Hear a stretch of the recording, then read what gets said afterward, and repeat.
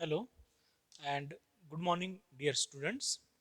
So, now in this lecture, we are continuing our previous lecture, which is on fundamental forces in nature. We already studied properties of gravitational force and electromagnetic force.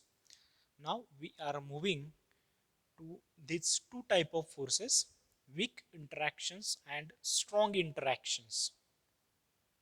First of all, we are going to study strong interactions. So, as name suggests, strong interactions, these are the strongest forces which are observed in the nature. निसर्गामध्ये जे आढळणारे forces आहेत त्याच्यापैकी हे सगळ्यात strong force असणार आहे. Okay, so this one is the strongest forces in nature. What are the strongest forces? We know that strong interactions are the nuclear interactions or nuclear forces. पाहिलं असेल न्यूक्लिअर एनर्जी, न्यूक्लिअर बॉम्ब्स जे असतात त्याच्यामध्ये tremendous amount of energy release होते एकदम small period of टाईममध्ये. आणि size पण आपण जर पाहिलं तर खूप कमी अमाऊंट असेल आणि खूप जास्त डिस्ट्रक्शन पॉवर असेल त्या केसमध्ये, तर ते काय असणार आहे, very strongest forces of nature. In that case nuclear forces are the forces between proton okay, proton neutron. Okay, आता न्यूक्लिअर फोर्सेस हे present inside the nucleus. Okay, आणि तुम्हाला माहिती आहे की कुठलंही ॲटॉमिक स्ट्रक्चर जर आपण स्टडी केलं, when we study atomic structure, in the atomic structure there is a nucleus. In that nucleus, number of protons is equal to atomic number. कुठल्याही एलिमेंटचा जेवढा ॲटॉमिक नंबर असेल तेवढे नंबर ऑफ प्रोटॉन्स असतील. For example uranium जर घेतला आपण, तर uranium atomic number पाहिला तर अराउंड 72 to 78 असेल. त्या केसमध्ये there are 78 number of protons and mass number जेवढा असेल तेवढे त्याच्यामध्ये प्रोटॉन्स प्लस न्यूट्रॉन्स असतात. ओके, आता प्रोटॉन याच्यावर पॉझिटिव्ह चार्ज असतो. आपल्याला माहिती आहे दोन पॉझिटिव्ह चार्ज काय करतील, एकमेकांना रिपेल करतील.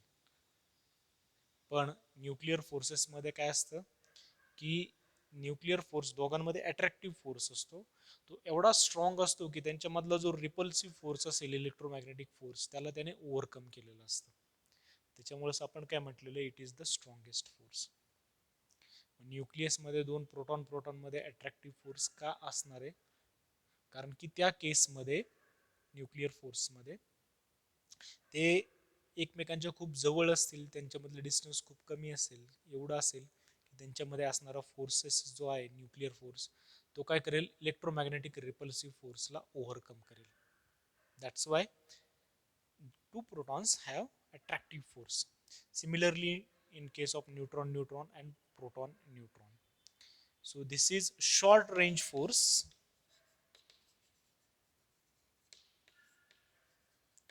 Nuclear forces are the short range, which is around 10 raised to minus 15 meter.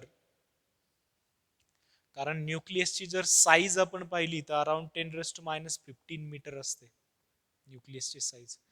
आणि त्या केसमध्ये आपण काय म्हणणार आहे की जर एवढ्या कमी डिस्टन्सपेक्षा कमी डिस्टन्सवर आणले तरच त्यांच्यामध्ये शॉर्ट रेंज फोर्स प्रेझेंट असणार आहे. ओके, अदरवाईज त्यांच्यामध्ये फोर्सेस नसणार आहे nuclear force. Okay, so these are the properties of strong interactions. Now we are moving to weak interactions. Weak interactions does not appear in direct matter.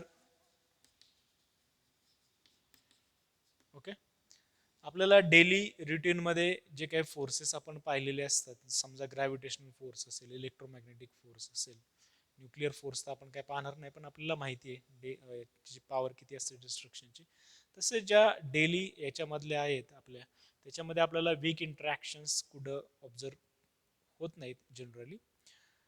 So they are weak compared to this strong interactions. याला weak का म्हटलेलं आहे? हे weakest नाहीये, सगळ्यात weakest काय आहे? Gravitational force. This is the weak compared to strong interaction. This also came from nucleus. Nucleus मधूनच ते वीक इंटरॅक्शन्स आपल्याला ऑब्झर्व होतात. For example, in the case of beta decay, okay, beta particle ज्यावेळेस nucleus मधून emit होतो, ठीक आहे, त्या प्रोसेसला आपण बीटा डीके म्हणत असतो. तर beta decay is the example of weak interactions. Okay, so weak interactions does not commonly observed in nature. जर नेक्स्ट तुम्ही फिजिक्सला आला तर फिजिक्समध्ये आपल्याला क्वांटम मेकॅनिक्स आहे. क्वांटम मेकॅनिक्समध्ये पर्टर्बेशन्स असतात. पर्टर्बेशन्स आणि टनेलिंग इफेक्ट असतो. तर त्या टनेलिंग इफेक्टमध्ये आपल्याला बीटा डीके ही प्रोसेस स्टडी करायला भेटेल. टनेलिंग इफेक्ट कशाला म्हणत असतो आपण? की जनरली की न्यूक्लियसमधून बीटा पार्टिकलची एनर्जी खूप कमी आहे, तो बाहेर नाही यायला पाहिजे. बाहेर येण्यासाठी त्याच्याकडे खूप एनर्जी पाहिजे, पण कमी एनर्जी असली तरी पण तो त्या ह्याच्यातून बाहेर येतो. त्याला पोटेन्शियल वेल म्हणतात. जो ऑब्झर्व व्हायला नाही पाहिजे पण आपल्याला ऑब्झर्व होतो, ठीक आहे, त्याला आपण टनेलिंग इफेक्ट फेनॉमेना म्हणत असतो. ओके, क्वांटम मेकॅनिक्स मध्ये आपल्याला मोर डिटेल मध्ये स्टडी करता येतं ते. So beta decay is the emission of beta particle from the nucleus while having very small amount of energy. Okay, so these are the four types of forces we already studied. Okay, now we are moving to next point, which is frame of reference.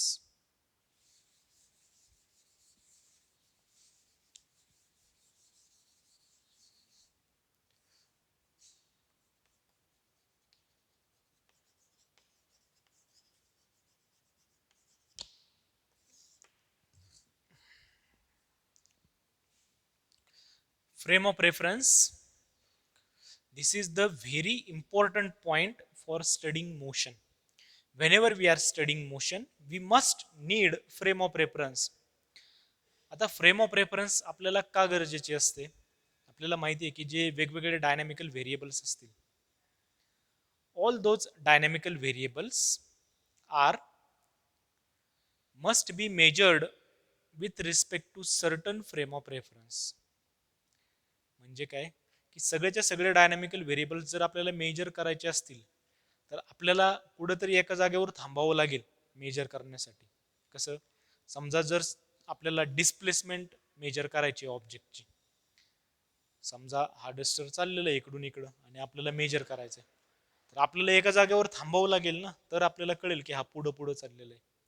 आणि जर हा duster जसा पुढं चाललेला आहे त्याच्या पुढं आपण चाललो आणि आपण डस्टरकडे पाहिलं तर आपल्याला काय दिसणार आहे की तो डस्टर एकाच जागेवर आहे, स्टेशनरी आहे.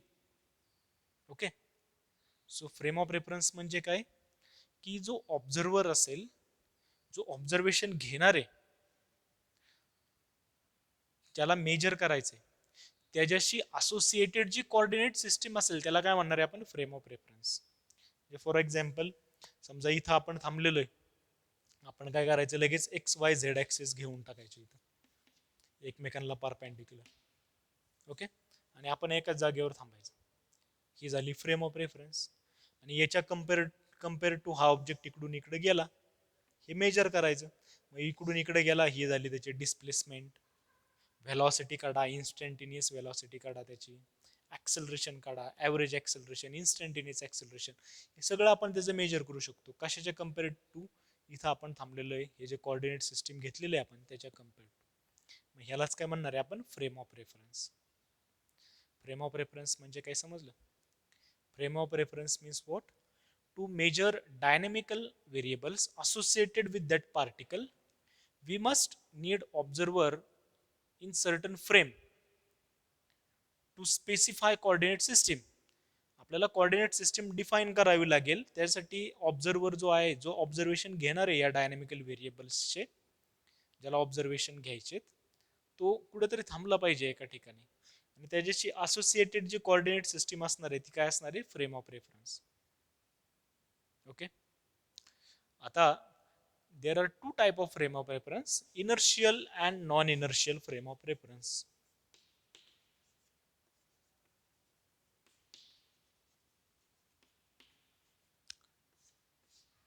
what is mean by inertial frame of reference and what is mean by non inertial frame of reference.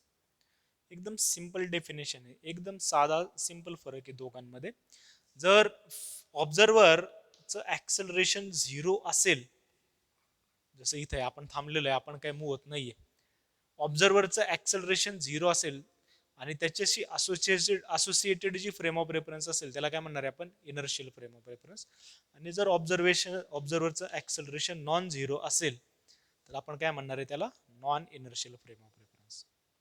Acceleration 0 म्हणजे काय की एक तर तो कॉन्स्टंट व्हेलॉसिटीने चाललेला आहे किंवा थांबलेला आहे एका जागेवर, आणि त्याच्याशी असोसिएटेड जी फ्रेम ऑफ रेफरन्स असणार आहे ती असणार आहे इनर्शियल. आणि तोच ऑब्झर्वर जर मूव्ह होत असेल, ज्याचं ऍक्सेलरेशन नॉन झिरो असेल, म्हणजे त्याची व्हेलॉसिटी वाढत चाललेली किंवा कमी होत चाललेली, त्याच्याशी असोसिएटेड जी फ्रेम ऑफ रेफरन्स असेल ती असणार आहे नॉन इनर्शियल फ्रेम. डेफिनेशन कशी करणार इनर्शियल आणि नॉन इनर्शियलची.